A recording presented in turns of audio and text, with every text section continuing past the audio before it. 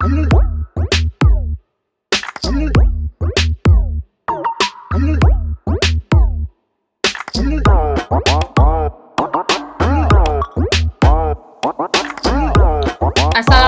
warahmatullahi wabarakatuh. Bersama saya Laili Tutorial. Untuk kali ini akan membahas soal UKK akuntansi tahun 2024 paket 4 kasus UD Mudah Hasil. Dan untuk kali ini akan membahas yaitu subsidiary ledger account payable atau buku besar pembantu utang dagang. Jadi cara memposting buku besar pembantu utang dagang. Cara memposting buku besar pembantu utang dagang di sini yaitu kita mulai dari tanggal transaksi termuda sampai dengan selesai. Datanya kita ambil dari purchase journal, lalu cash payment journal, dan general journal. Untuk awal terlebih dahulu kita mengisi saldo awal utang dagang, yaitu di sini ada data per 30 November. Ini merupakan saldo awal untuk account payable yaitu 1 Desember. Di sini sudah ada nama supplier untuk UD Mudah Hasil yaitu ada 3. Yang pertama PT Mandiri, lalu ada PT Jaya, dan PT Putra.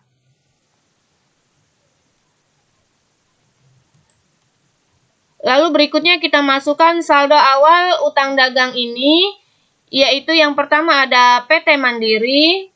Jadi ada PT Mandiri dengan saldonya sebesar Rp38.850.000. Maka kita posting untuk saldo awal yaitu namanya balance, tanggal kita isi tanggal 1, deskripsi kita tulis balance atau saldo awal itu boleh. Karena ini merupakan saldo untuk utang dagang, maka balance-nya ada di sebelah kredit. Yaitu dengan angka yang sama Rp38.850.000. Berikutnya kita ke Toko Jaya.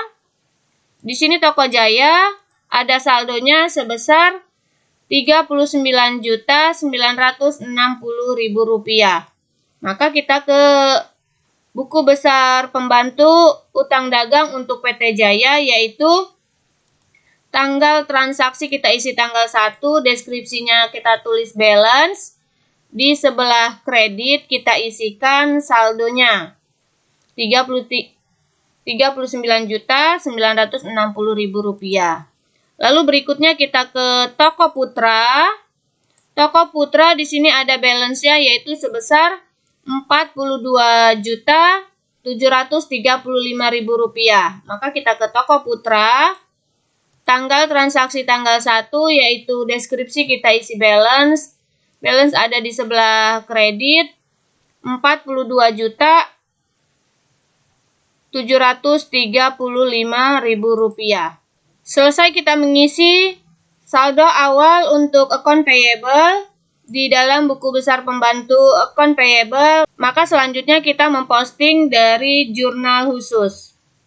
Kita lihat yang pertama di purchase journal, di sini tanggal transaksinya awalnya tanggal 10.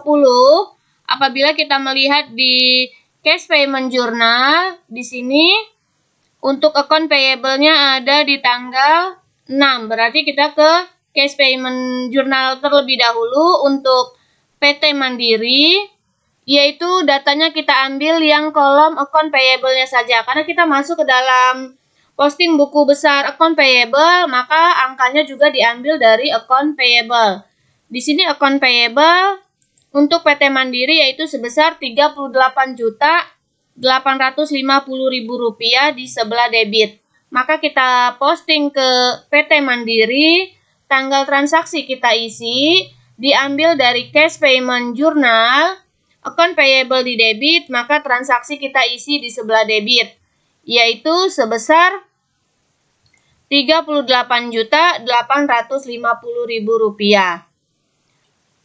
Awalnya saldo ada di sebelah kredit, lalu transaksinya di debit, maka saldo menjadi berkurang. Kita lanjut transaksi berikutnya. Di cash payment journal ini ada tanggal 9 dan kita lihat di purchase journal.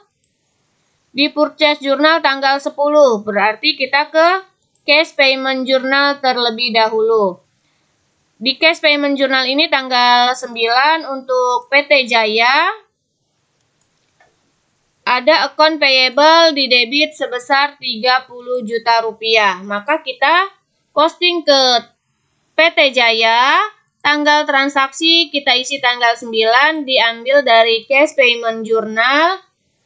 Transaksinya di sebelah debit, maka kita posting ke sebelah debit. Kredit dengan debit, maka saldonya menjadi berkurang. Kita lanjut transaksi berikutnya di cash payment journal tanggal 18, sedangkan kita lihat di purchase journal. Di purchase journal tanggal 10, berarti kita ke purchase journal terlebih dahulu untuk PT Putra. Datanya kita ambil dari account payable, yaitu account payable-nya di sebelah kredit Rp167.500.000. Maka kita posting ke PT Putra, kita lihat. Kita posting ke PT Putra tanggal 10, diambil dari purchase journal di sebelah kredit. Kredit dengan kredit berarti saldonya menjadi bertambah. Transaksi berikutnya di purchase journal tanggal 10 kita lihat di general journal. Di general journal ada PT Putra, jadi di sini ada PT Putra untuk tanggal transaksi tanggal 11. Kita ambil datanya yang account payable-nya. Jadi ada account payable, yaitu ada di sebelah debit. Maka kita posting ke PT Putra untuk account payable di sebelah debit Rp9.990.000.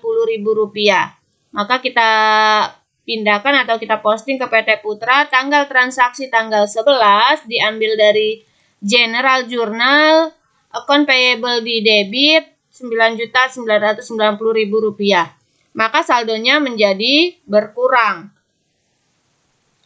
Kita lanjut, berikutnya kita lihat di purchase journal. Di purchase journal tanggal 22, sedangkan di cash payment journal yaitu tanggal 18. Berarti kita ke cash payment journal terlebih dahulu tanggal 18 untuk PT Putra. Ada account payable di debit yaitu sebesar Rp157.510.000. Maka kita posting ke PT Putra tanggal 18 untuk cash payment journal di sebelah debit, maka kita isikan di sebelah debit sehingga saldonya menjadi berkurang.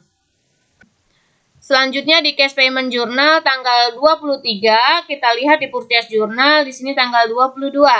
Berarti kita ke purchase journal terlebih dahulu tanggal 22 untuk PT Mandiri dengan account payable-nya yaitu sebesar Rp260.850.000 di sebelah kredit. Maka kita ke PT Mandiri.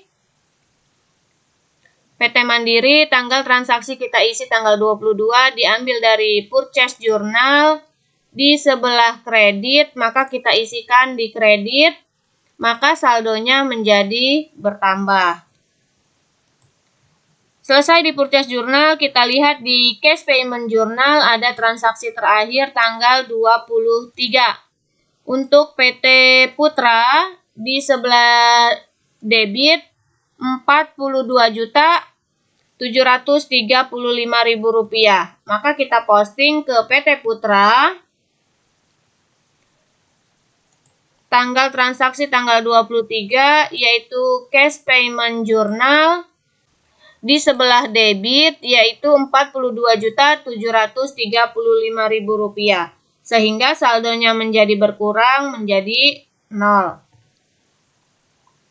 Selesai di subsidiary ledger account payable, lalu kita masuk ke list of account payable balance, yaitu untuk mengisi saldo-saldo akhir di utang dagang. Yang pertama, di sini supplier ada PT Mandiri. Kita lihat saldo akhir untuk PT Mandiri yaitu ada sebesar Rp260.850.000. Maka kita pindahkan ke list of account payable balance Rp260.850.000. Lalu berikutnya di PT Jaya ada saldo Rp9.960.000. Maka kita pindahkan ke list of account payable balance untuk PT Jaya Rp9.960.000. Terakhir di PT Putra saldonya 0, maka bisa kita kosongkan untuk PT Putra. Selesai kita mengisi list of account payable balance, jangan lupa kita jumlahkan.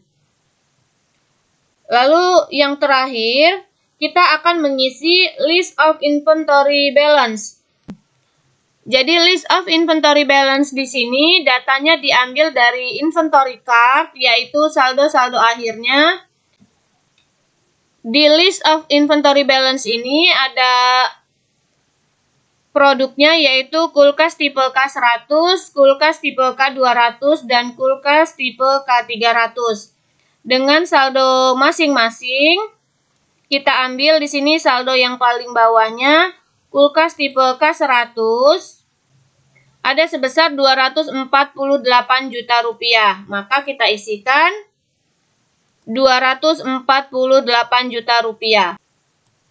Lalu berikutnya kulkas tipe K200 ada sebesar Rp292.500.000. Maka kita isikan Rp292.500.000. Dan yang terakhir kulkas tipe K300 ada sebesar Rp285 juta. Maka kita isikan Rp285 juta, lalu kita jumlahkan. Itulah tadi cara memposting subsidiary ledger account payable dan membuat list of account payable balance serta list of inventory balance.